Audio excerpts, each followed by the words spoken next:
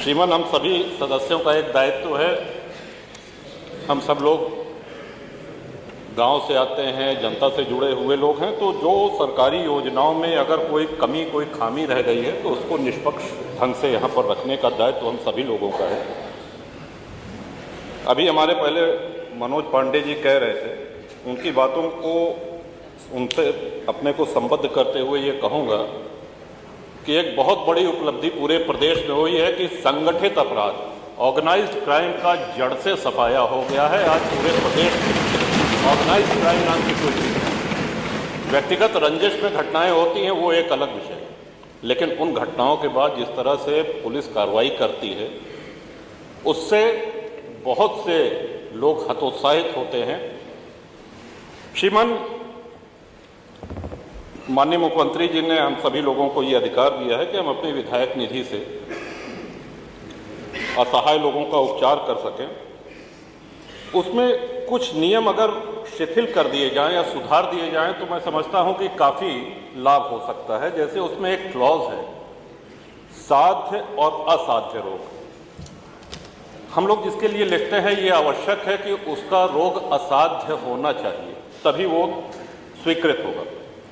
उदाहरण के लिए हार्ट, कैंसर, गुर्दा, मूत्र रोग, अस्थि रोग और थैलीसीमिया, ये इसमें वर्गीकरण है।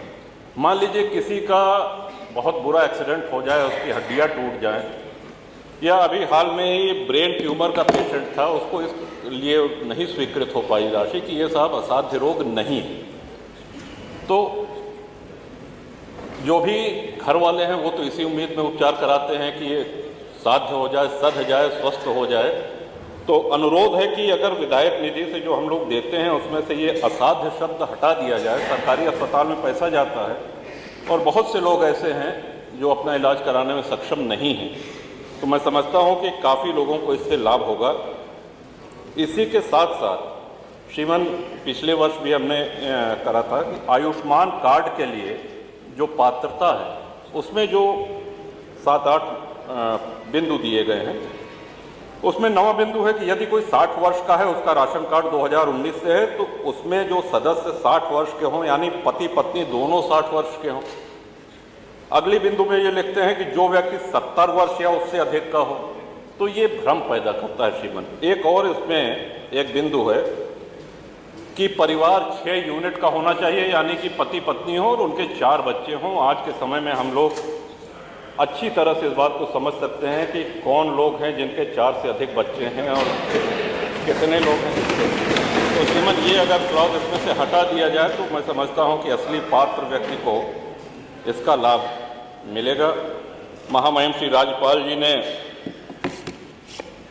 माननीय मुख्यमंत्री जी के लिए, उत्तर प्रदेश सरकार के लिए कहा कि प्रदर्शन और परिणाम में पूरे देश में नंबर 1 है। सरकार प्रदर्शन तो उत्तर प्रदेश में कर रही है, लेकिन परिणाम पूरा देश ही नहीं, पूरा विश्व देख रहा है और सराहना कर रहा है, प्रशंसा कर रहा है। और ऐसा नहीं है, गांव में सरकार की संवेदनशीलता की भी बहुत प्रशंसा हो रही है। एक छोटा सा उदाहरण भी देना चाहूँगा।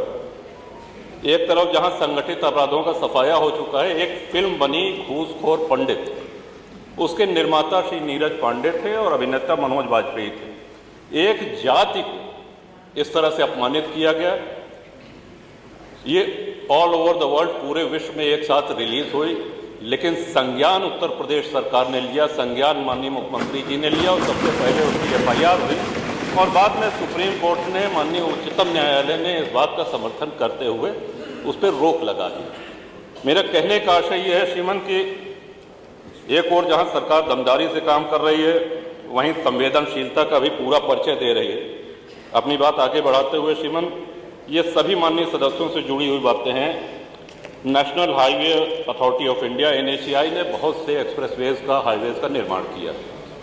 उसके निर्माण में जो छोटी सड़कें थीं, जहां से उनकी मिट्टी जाती थी, वो क्षतिग्रस्त हो गई हैं और वो दायित्व NHAI का है उसको बनाने का।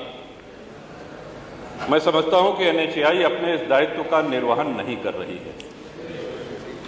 हम सब लोगों के यहाँ बहुत सी ऐसी सड़कें हैं जो क्षतिग्रस्त हुई हैं। श्री राम वनगमन मार्ग बना, गंगा एक्सप्रेसवे बना, पूर्वांचल एक्सप्रेसवे बना, और भी कई सड़कें बन रही हैं। तो इतने भारी ट्रक मिट्टी लाद के, सामग्री लाद के जब जाते हैं तो छोटी सड़कें, तो एक तो ये अनुरोध है श्रीमान। दूसरा, जल जीवन मिशन के तहत ये बहुत आवश्यक बिंदु है श्रीमान, सड़कें खोद दी गई हैं और उसी उस पे आज माननीय जल शक्ति जी मंत्री जी का जन्मदिन है श्रीमान। और मुझको याद है कि परसों माननीय सदस्य सड़कें खोदने से और जन्मदिन से क्या मतलब है श्रीमान? परसों रोमी जी का जन्मदिन था और उनकी सबसे अच्छी मिठाई का संस्थान है द हेजलनट फैक्ट्री। आपने पीठ से निर्देश किया कि भाई जन्मदिन है तो पूरे सदन को मिठाई बांटना ये तुम्हारा दायित्व है, ये मैं तुमको निर्देश देता हूं, ऐसा आपने कहा और उसका उन्होंने पालन भी कराया। एक एक माननीय विधायक को एक एक डिब्बा। मैं समझता हूं कि रोमी जी को पुनः बधाई। तो आज इनके जन्मदिन पे एक निर्देश ये आप अवश्य दे दें माननीय जल शक्ति मंत्री जी को कि अगला जन्मदिन आने के पहले जो जो जल शक्ति की सड़कें क्षतिग्रस्त है, माननीय मंत्री जी इसको गंभीरता से दिखवा लिया जाए। और आधे से अधिक टंकियां अभी चल नहीं रही, नहीं चलती, तो जो बन के तैयार उनको आपको विशेष ध्यान देकर के उनको चलाने के लिए पूरा प्रयास करना पड़ेगा। और क्षतिग्रस्त जो सड़कें हैं, हम सब लोग आपसे बहुत उम्मीद रखते हैं, बहुत आशा रखते हैं।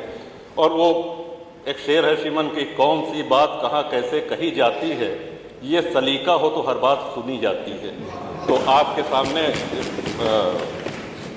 इन्हीं शब्दों के साथ इसके पहले कि माननीय अध्यक्ष जी बैठ जाने का आदेश करें, मैं महामहिम राज्यपाल के अभिभाषण का समर्थन करता हूं। जय हिंद, वंदे मातरम। हमसे जुड़े रहने के लिए हमारे YouTube चैनल को सब्सक्राइब करें और नई वीडियो की नोटिफिकेशन के लिए बेल आइकॉन को दबाएं। अगर आप ये वीडियो Facebook पर देख रहे हैं तो लाइक जरूर करें और ज्यादा से ज्यादा शेयर करें। धन्यवाद।